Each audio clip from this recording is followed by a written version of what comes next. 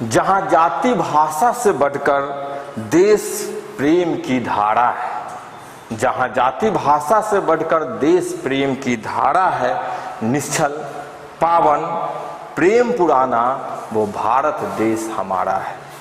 नमस्ते, मैं अमोल कुमार आप सभी लोगों को ज्ञान गंगा ट्यूटोरियल की तरफ से स्वतंत्रता दिवस की 75वीं वर्षगांठ की हार्दिक शुभकामनाएं। आज मैं आप लोगों के बीच इस आज़ादी के जश्न में एक बच्चे की जीवन भी आज़ादी मांग रही है, मैं उनकी बात करूंगा। मैं बात करूंगा आज के दिन में हम सब मिलकर अंग्रेजों को जिस जोश होश और हवास से हमने भगाया था, उसी जोश हवास की एक बार फिर आप सब उसकी आवश्यकता है कि आए और एक मासूम जिंदगी को बचाएं। हमारे पीछे आप एक तस्वीर देख रहे हैं, गोद में सोया हुआ जैसा लगता है बच्चा, लेकिन जितनी आसानी से हम लोग देख रहे हैं कि बच्चा सोया हुआ है या सोया हुआ नहीं है, बच्चा बड़ी कष्ट में है। इसका नाम है अयांश, इनके पिता है आलोक कुमार सिंह और यह माता जी के गोद में बैठा हुआ है। यह बच्चा एक अनुवांशिक जन्मजात जानलेवा बीमारी से पीड़ित है, जिस बीमारी का नाम है SMA टाइप 1, जिसका पूरा नाम हो जाएगा स्पाइनल मस्कुलर एट्रोफी। ऐसे तो यह बीमारी बच्चे को जन्म से होती है, लेकिन इसका लक्षण जन्म के 1 माह से 6 महीने के बाद दिखाई देने लगता है। इस बीमारी में सर्वप्रथम बच्चा का जवान झुर्रीदार हो जाती है और बाहर की ओर लटकने लगती है। उसका आगे का हाथ और नीचे के पैर पर से पकड़ धीमी होने लगती है। वह बच्चा को सांस लेने में भी दिक्कत होने लगता है, यहाँ तक कि भोजन को निगलने में भी उसको परेशानी होती है, दूध भी नहीं पी पाता है। वो अपने हाथ पैर को ठीक से हिला डुला नहीं कर सकता, गर्दन को भी नहीं हिला सकता है। और ऐसे बच्चा अधिकतम 2 वर्ष तक जीवित रह सकता है। ऐसी नहीं है कि इस बीमारी का इलाज नहीं है, इस बीमारी का इलाज है। पहले हम वैज्ञानिक तरीके से बात करते हैं कि इस बीमारी में आखिर होती क्या है।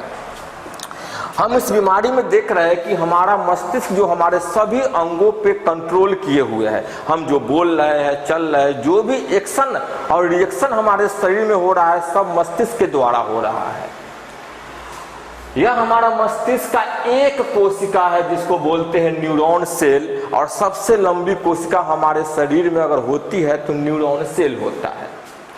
तो मस्तिष्क से चलने वाली जो सूचना है वह हमारे शरीर के एक एक मांसपेशी तक पहुंचती है।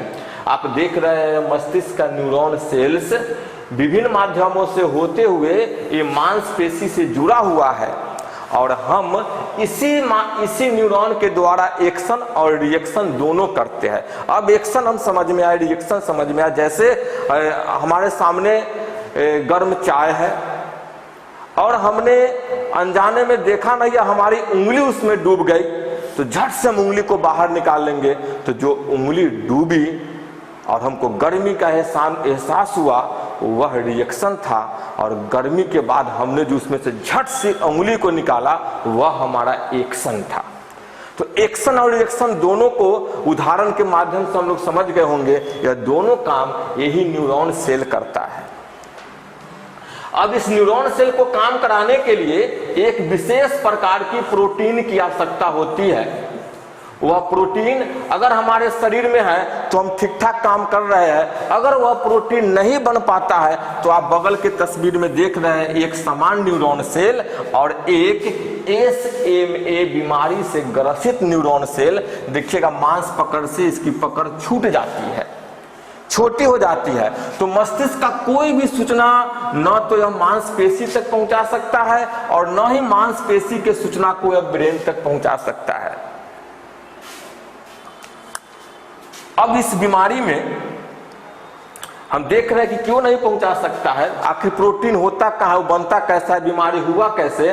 तो हमारा मनुष्य का शरीर 23 जोड़े क्रोमोसोम का बना होता है। ये हम class 9th 10th 11th 12th सब में पढ़े हैं कि 23 जोड़ा क्रोमोसोम हमारे शरीर में पाया जाता है, और उसी क्रोमोसोम में जीन होता है, और जीन किसी न किसी विशेष प्रकार के प्रोटीन का निर्माण करता है। अब यह प्रोटीन बनाने वाला जीन अगर खराब हो जाए तो प्रोटीन नहीं बन पाएगा। तो इस बीमारी में ठीक यही क्रिया होती है कि हमारे शरीर में 5वें जोड़े क्रोमोसोम के पास में एक जीन होता है, जिस जीन का शॉर्टकट नाम है SMN1 जीन। इसका पूरा नाम है सर्वाइवल मोटर न्यूरॉन जीन। अब देखिए यह जीन ठीक ठाक है, यह जीन है जो क्रोमोसोम के अंदर अवस्थित है। कौन सा क्रोमोसोम? तो 5वें क्रोमोसोम। तो यह जीन अपने सूचना को बाहर निकालेगा और SMN mRNA का निर्माण करेगा। यह mRNA SMN प्रोटीन को बना देगा। यह protein alpha motor neuron survival factor को क्रियाशील बनाने के लिए है। यानी यह प्रोटीन जब तक बन रहा है तब तक समझिए तो हमारा शरीर मस्तिष्क ठीक ठाक काम कर रहा है। यह प्रोटीन नहीं बनेगा तो हमारे मस्तिष्क से शरीर पर का पकड़ धीमी हो जाएगी। क्योंकि वह बच्चा जब माँ के गर्भ से जन्म लिया है तो उसके पास में माँ के द्वारा बनाए गए प्रोटीन थी, लेकिन जैसे ही बाहर आया तो उसका 5वें नंबर क्रोमोसोम पे, क्रोमोसोम तो है, जीन भी है, लेकिन जीन क्या है? डिफेक्टिव है, जीन खराब है। जब जीन खराब है तो यह SMRNA नहीं बना पाया। SMRNA नहीं बना पाया तो प्रोटीन भी नहीं बना पाया, और प्रोटीन जब नहीं बन पाया तो देखिएगा इसमें जो मसल का पकड़ था सो और इसमें जो मसल का पकड़ है दोनों अलग, दोनों धीमी पड़ गए। तो जैसे ही मांसपेशी की पकड़ धीमी पड़ जाएगी वह बच्चा मस्तिष्क से पूरे अंगों से पकड़ उसका हटता चला जाएगा। तो भोजन को निगलने के लिए भी संकुचन, मांसपेशी को संकुचन की आवश्यकता है। तो जब मस्तिष्क से भोजन को निगलने वाली मांसपेशी से नियंत्रण हट जाती है तो समझ सकते हो बच्चा दूध भी नहीं पी सकता है, सांस भी नहीं ले पाएगा, धीरे धीरे सारा शरीर के काम को करना बंद कर देगा। वह बच्चा अधिकतम 2 वर्ष तक ही जीवित रह सकता है। हमारे सामने आप देख रहे हैं 10 माह का आयांश है। जितना इस बेचारे के शरीर का वजन नहीं होगा उससे अधिक तो इसके शरीर में मशीन, तार और नली लगी हुई है। एक बार इस बीमारी के बारे में हमने जो लिखा है वो बोल के बतलाता हूँ। स्पाइनल मस्कुलर एट्रोफी, इस बीमारी में शरीर का अंग धीरे धीरे काम करना बंद कर देता है। इस बीमारी से ग्रसित बच्चा 2 साल से अधिक जीवित नहीं रह पाता है।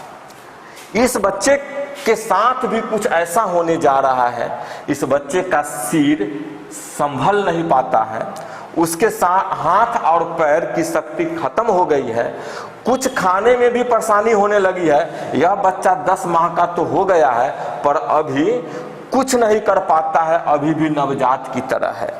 इस जानलेवा बीमारी के कारण अब इसके पास कुछ महीने शेष बचे हैं। अगर हम सभी ने मिलकर साथ दिया तो यह बच्चा जी सकता है। ऐसा नहीं है कि इसका इलाज नहीं है, इसका इलाज है।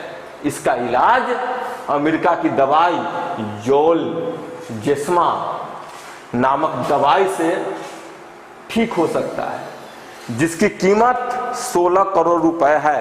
अगर सरकारी टैक्स हम हटा दे तो सरकारी टैक्स लेकर इसकी कीमत लगभग 21 करोड़ रुपए हो जाती है।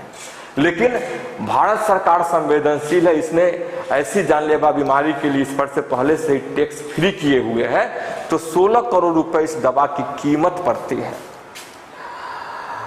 इसकी कीमत और रकम बहुत बड़ी है। अगर हम सब मिलकर छोटी छोटी रकम जमा करें तो आयांश की जान बच सकती है।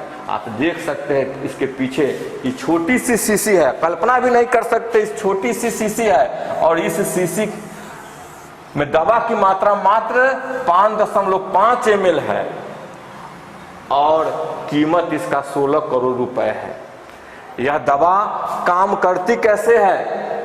तो यह दवा हमने पिछले बार बताया था कि जीन जो डिफेक्टिव हो गया है, खराब हो गया है, यह दवा उस जीन को रिपेयर कर देती है, उस जीन को रिपेयर कर देती है, रिप्लेस कर देती है। और यह जीन जैसे ही रिप्लेस होता है वह बच्चा फिर नॉर्मल बच्चों की तरह धीरे धीरे काम करने लगता है। इस दवा में, अभी कोरोना वायरस का हम पढ़े थे, इस दवा में बहुत सारे छोटे छोटे वायरस होते हैं और उस वायरस के अंदर जो जीन हमारा खराब हो चुका है उस बच्चे का, उस जीन को इस वायरस में डाल दिया गया है और जैसे ये इंजेक्शन उस बच्चे को लगेगा, उस बच्चे के शरीर में जितनी भी कोशिकाएं हैं सभी में यह वायरस प्रवेश करके और इस डिफेक्टिव जीन को उसके शरीर में ये जीन है जो डिफेक्टिव है और यह वायरस के पास में जीन है, यह जीन जो है दवा वाली वायरस के पास में है, यह अपना जीन को इसके यहाँ पे भेजकर इसको रिप्लेस कर देगा। तो जो खराब जीन है, प्रोटीन नहीं बना रहा था, अब वही जीन पे जब यहाँ पे यह जीन इंसर्ट हो गया, जुड़ गया, तो वहां पे प्रोटीन का निर्माण होने लगेगा और बच्चा का जब मांसपेशी से पकड़ कम होने लगती है वह धीरे धीरे ठीक हो जाता है। लेकिन इसकी कीमत 16 करोड़ रुपए है। मैं, हमारे सभी शिक्षक और हमारे संस्थान में पढ़ने वाले सभी बच्चों ने जिनसे जितनी बन पाई है, उन्होंने अपने अपने पॉकेट मनी या सैलरी को जमा करके एक साथ रकम को हमारे संस्थान ज्ञान गंगा परिवार के सभी सदस्यों ने एक रकम जमा की है, जिसको हम लोगों ने आयांश के खाते में डाल दिया है। हम आपसे भी निवेदन करते हैं, 100, 200, 500 रुपया, कोई भी रकम छोटा नहीं होता है। आपसे जो बने जो चले वह आयांश के खाते में डोनेट करें, ताकि उस छोटी से बच्चे का जीवन बचाया जा सके। आज हम आज़ादी की बात करते हैं, वह बच्चा अपने जीवन की आज़ादी आपसे, हमसे मांग रहा है। तो चले इस आज़ादी के दिन ही हम छोटी छोटी जहां तक बन पाए 10 रुपए 20 रुपए, आप याद करें हमारे देश की जनसंख्या अभी तकरीबन 140 करोड़ है और बिहार की आबादी 12 करोड़। एक एक रुपए भी उसके खाते में जमा करे तो 12 करोड़ रुपए जमा हो जाएंगे।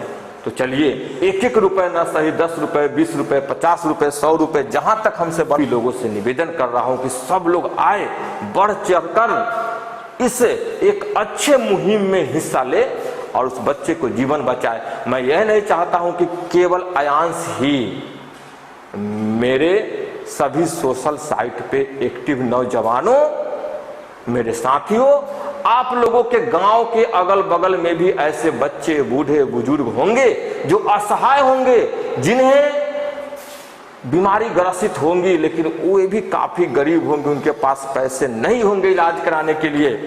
तो हम लोग एक अच्छी मुहिम की शुरुआत करें। आए हम सब मिलकर, आप भी अपने अगल बगल में कोई ऐसा गरीब बच्चा, बूढ़ा, जवान कोई भी है जो काफी असाध्य रोग से ग्रसित है, उसके पास इलाज कराने के लिए पैसा नहीं है, आप सभी के पास में मोबाइल फोन है, आप अपने मोबाइल फोन से वीडियो बनाइए, सोशल साइट पे डालिए और हम सब मिलकर उसका भी जीवन को बचाए।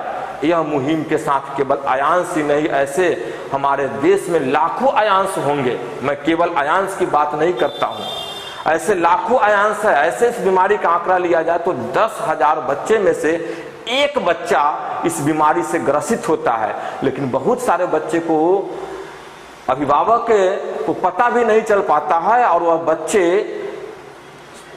काल के गाल में समा जाते हैं। तो केवल आयांश ही नहीं, आपके अगल बगल में ऐसे हजारों आयांश मिल जाएंगे। हम लोग इस मुहिम को आयांश के नाम से ही आरंभ करें और जो भी बड़े बुजुर्ग हो, बच्चे हो, जिनको बीमारी से लड़ने के लिए आर्थिक सहयोग की आवश्यकता है, आप सभी लोग वीडियो बनाएं, सोशल साइट पे आए और मैं, हमारी संस्थान हमेशा आपके वीडियो को शेयर करूंगा और देश के हर एक लोगों तक पहुंचाने का काम करूंगा।